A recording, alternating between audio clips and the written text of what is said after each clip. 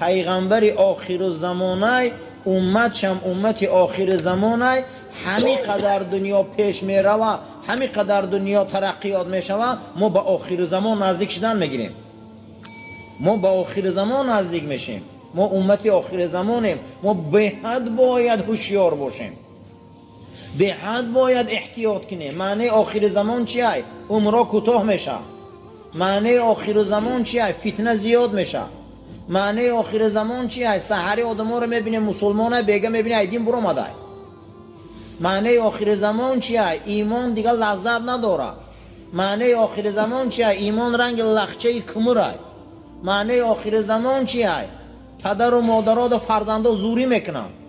معنی آخر زمان چیه؟ این دنیا را عقیده امروز نمی دنیا قدی زیباگی شای آمنت بالله و ملائکتی دیگه ای بین رفت.